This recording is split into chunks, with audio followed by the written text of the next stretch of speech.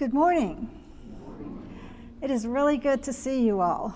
I flew in yesterday to come be with you today and from New York, and I'm flying back out after this service to go back to New York to a World Religion Conference.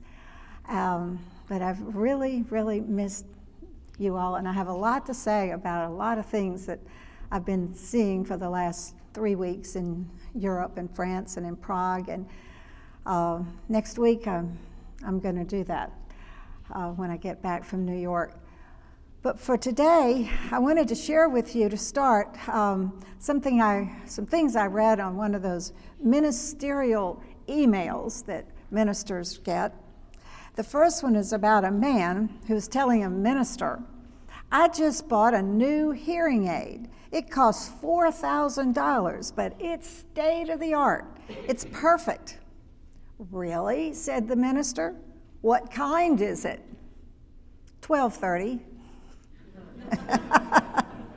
Then there was the one about the Sunday school teacher who asked the little children as they were on their way to the church service, "And why is it necessary to be so quiet in church?" One bright little girl answered, "Because the people are sleeping." Then there was the one about the little boy who was in a relative's wedding. As he was coming down the aisle, he would take 2 steps, stop, and turn to the crowd, put his hands up like claws, and roar. And so it went, step, step, roar, step, step, roar, all the way down the aisle. As you can imagine, the crowd was near tears from laughing so hard by the time the little boy actually reached the pulpit.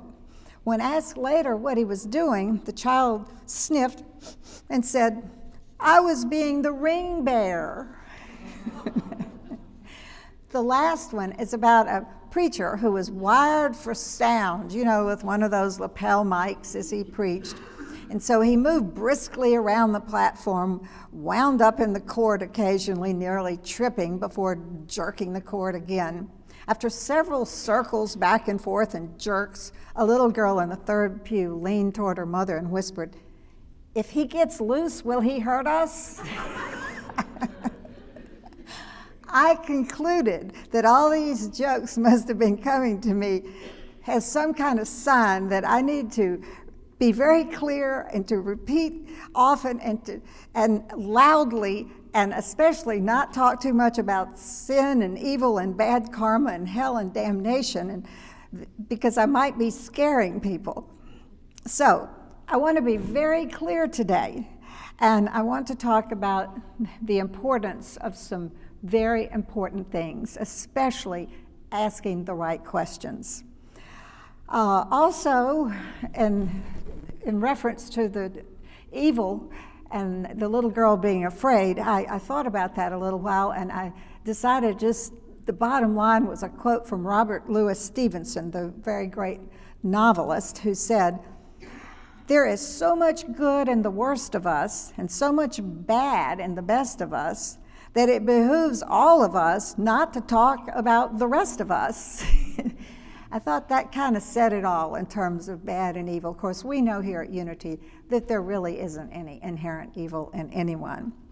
But as far as the rest of the clarity of things, I think one of the very important questions, and one we're going to talk about today, is how can we really know? How can we know?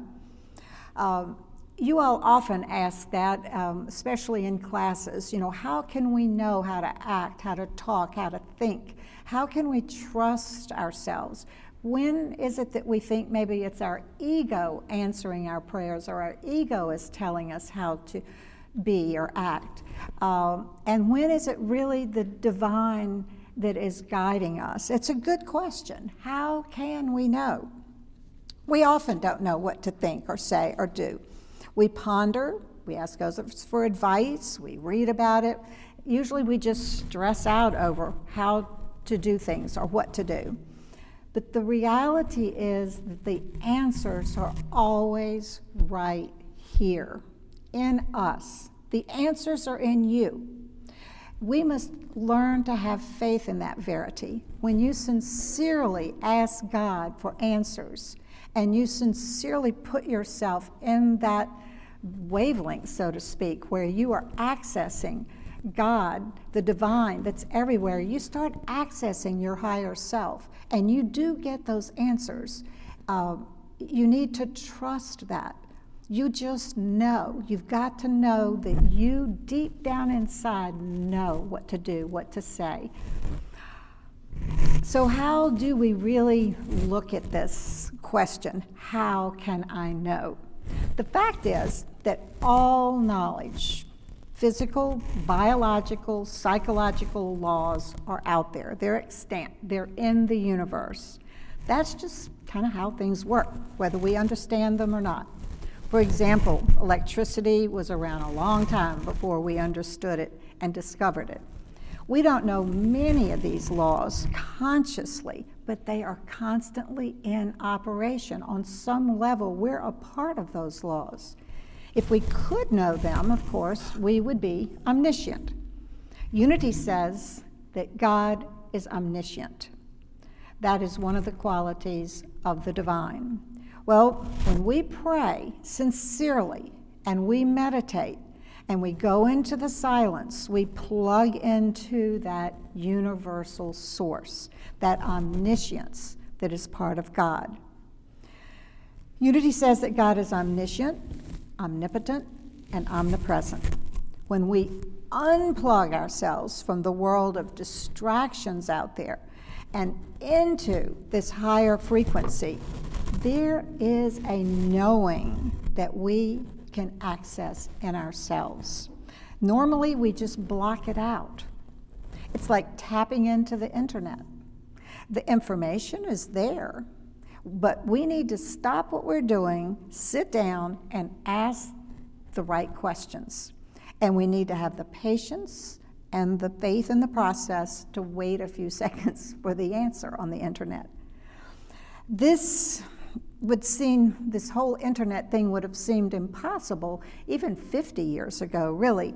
And this quiet knowing can seem a little impossible to some of us some of the time. We doubt ourselves, especially when our monkey minds are in operation and all we're doing is just relating to the outside world. The point is that we can know much, much more than we dream possible. It is in us. We are divine. We are part of that all-knowing universe. From a practical point of view, we can divide this idea of knowing into really 3 different parts. There's right judgment, there's right understanding, and there's right inspiration. The first, right judgment, is knowing the right thing to do. We hear a lot these days about making bad decisions. I'm a teacher. I hear that all day long, making bad decisions. Little Sally and little Joe made a bad decision. I think they must be using this term. You all would know a lot more about this than I would, but I think they're using that term, making bad decisions, in all the modern parent books or something, and I suspect that it's a way to avoid telling children they're wrong. They just make bad decisions these days. Well, that's okay. It does make the point. Right judgment means making right decisions, and certainly making good decisions affects our lives and the lives of all people around us. We can pay, when you think about it, a whole lifetime for making one bad decision. We can go to the bank and borrow too much money and pay the rest of our lives. Right judgment is essential to living a happy and successful life. Another category might be called right understanding. We all want and ask for right understanding. Why does God allow evil in the world, for example? That's the kind of thing we want understanding about. Why do things happen? The answer, by the way, is that God doesn't allow evil. There is no inherent evil per se in the world. But what we understand as evil is often our ignorance or misunderstanding or of a particular situation or a person, but not really inherently evil.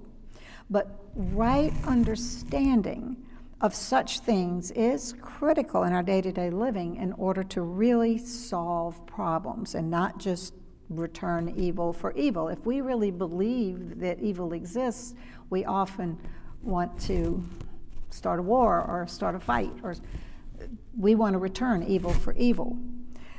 For example, if we think that some adversary is evil and we declare war instead of trying to understand the situation, we're not going to solve the problem. We're probably going to make it a lot worse. And this is true in our personal lives too.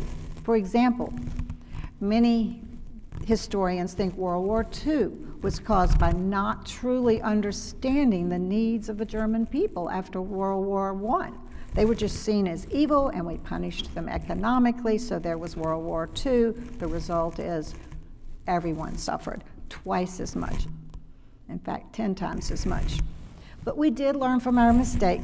After World War II, we helped all of our enemies get back on their feet economically, and the result, there was no World War III 15 years later, which had been the case after World War I. Bottom line, right understanding of a situation equals more abundant living for everyone concerned. A third category of knowing could be called inspiration. Inspiration generally refers to the influx of creative ideas in us. For example, if you were to write a book, paint a picture, or compose some musical score, you would first have to be inspired, right? With creative ideas and energy to carry out your task. Inspiration is very important for us all, no matter what you do in life.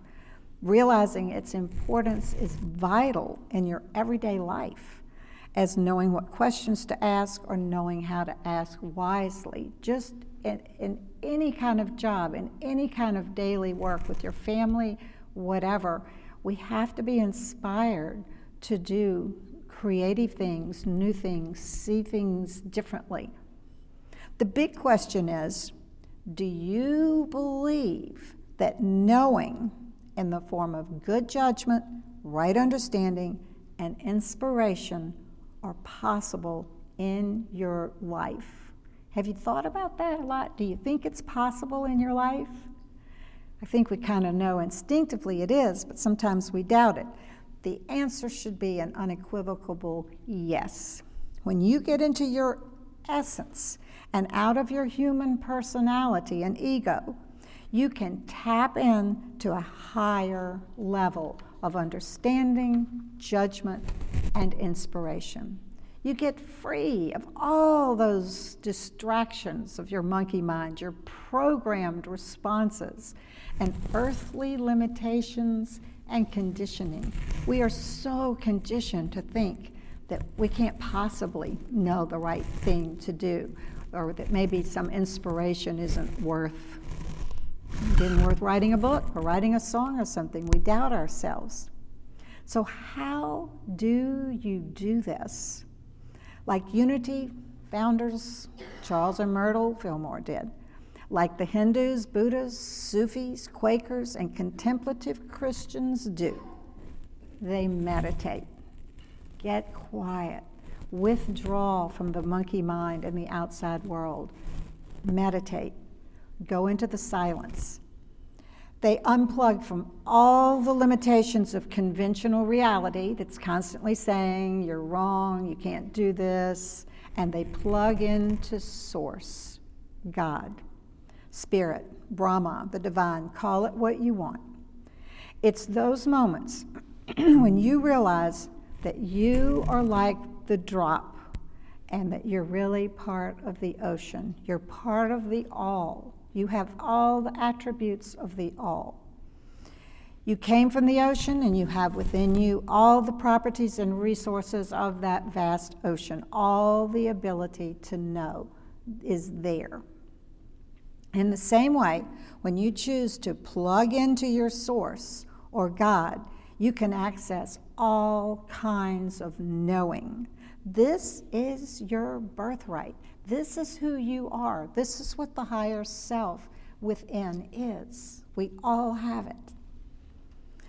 Nature gives to each of her creatures everything it needs in order to survive, to flourish on this earth, and that includes us.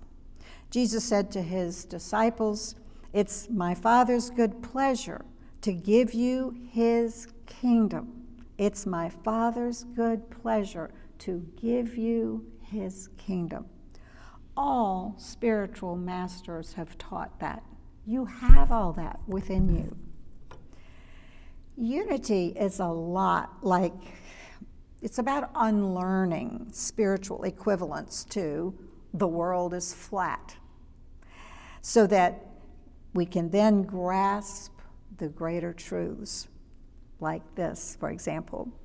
Many of us have been taught, for example, that there is sin and evil and anthropomorphic punishing God out there, that we're stuck with negativity, that we're all at the mercy of our thoughts and emotions, etc. We've had to unlearn all these things. And one of the things we need to unlearn is that we can't know. We can know. You just know instinctively what the right thing to do and think is. We're not helpless pawns of the universe. We can know so many things when we clear away all those cobwebs of centuries and centuries of ignorance. Our birthright is not only earthly knowing, like how to live better, but also universal knowledge, truth, wisdom, the eternal laws of the universe. They're there, they're part of us. We were made from that. That's the stuff we're all made from. Of course we can understand it and access it. There's a great man, Walter Russell, considered to be the Leonardo da Vinci of the 20th century, who had less than 4 years of formal education. Yet he made notable achievements in the areas of music, literature, and architecture. He was highly regarded in the fields of painting and sculpture, as well as making great scientific discoveries. He had an international reputation as a philosopher, painter, and lecturer, and he was highly successful as a businessman in New York City.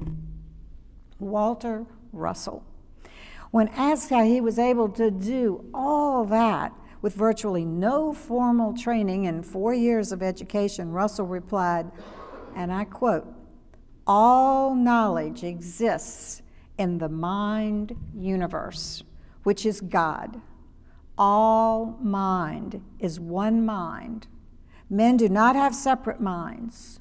All knowledge can be obtained from the universal source of all knowledge by becoming one with that source."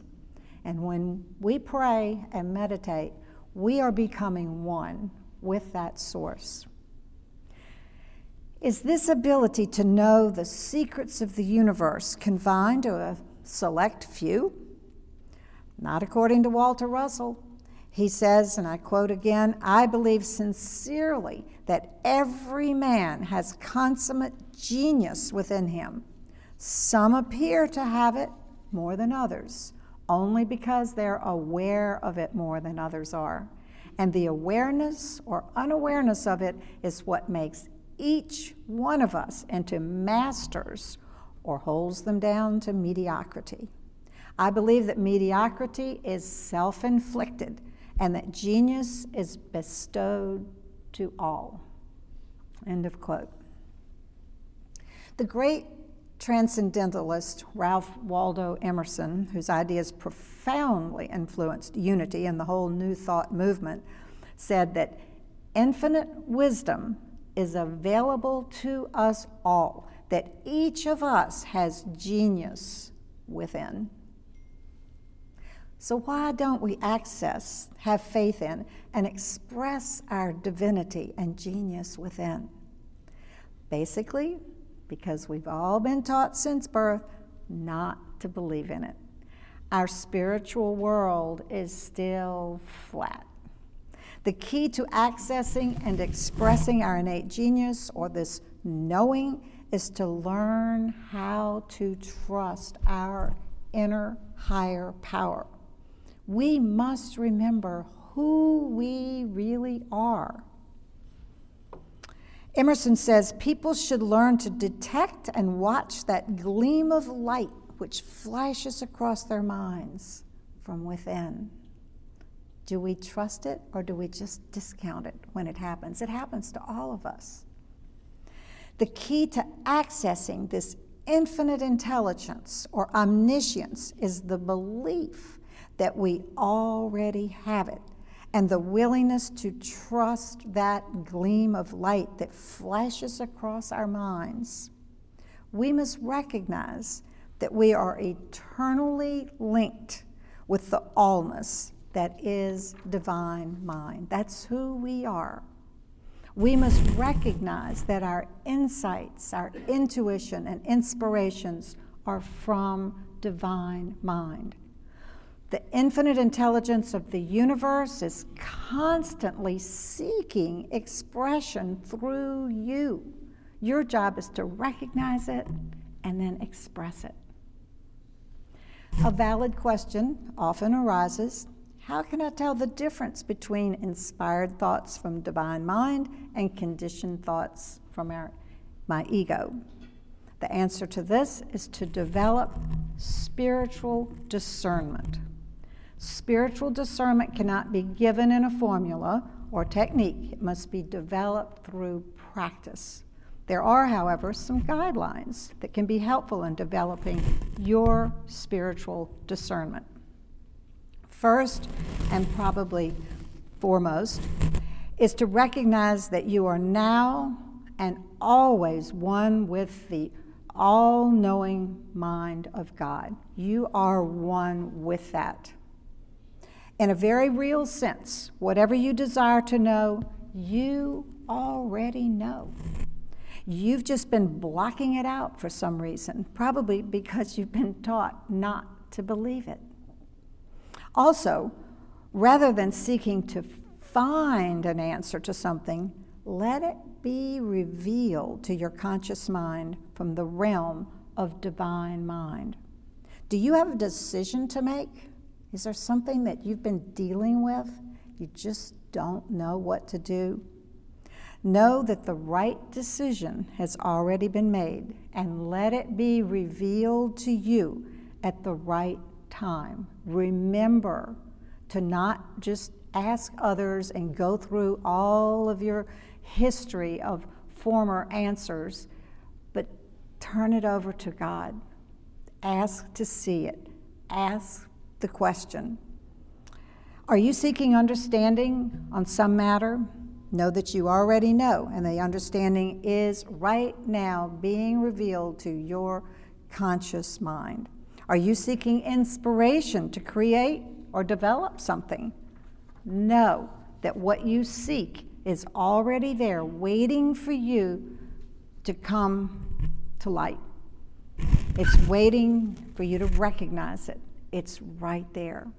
One of the advantages of working this way is that it makes life much easier than believing that we are limited human intelligence and that we have to carry the burden of finding or creating the right answers to everything.